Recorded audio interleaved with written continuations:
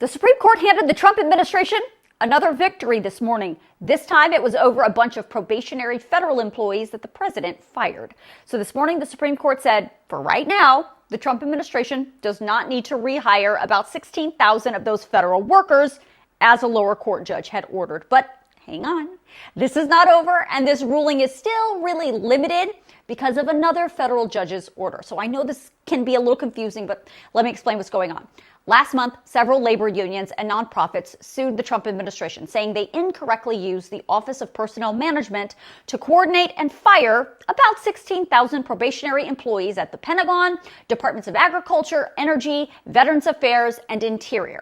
That federal judge, who was in California, agreed and said each of those individual departments have the power to hire and fire employees, but the Office of Personnel Management does not. So the judge issued a preliminary injunction to stop any more firings while the case played out and ordered the Trump administration to immediately give those 16,000 employees their jobs back.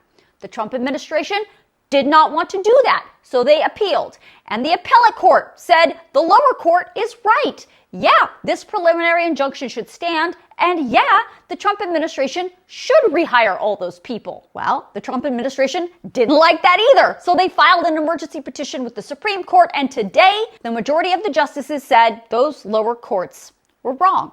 This morning, the justices issued this brief order and lifted the preliminary injunction and said the Trump administration does not need to rehire those 16,000 employees, at least not right now. Now, it's very important here. The Supreme Court's ruling today was on a technicality. They didn't rule this way because the justices believed the Trump administration's actions were legal. The justices ruled this way because they said the labor unions and the nonprofits who originally sued over all of this did not have standing. Justices Sotomayor and Jackson dissented, saying that the injunction should have stood and those people should have gotten their jobs back. Now, this ruling by the Supreme Court today is only temporary because this particular case is still playing out in the Ninth Circuit Court of Appeals. And on top of that, there's another federal judge in Maryland who already ordered the Trump administration last month to reinstate thousands of probationary federal employees at 20 different government departments, including some of the same ones in this case. But the Maryland judge's ruling is limited. It said the Trump administration only needs to rehire those probationary employees in the 19 specific states and the District of Columbia who sued.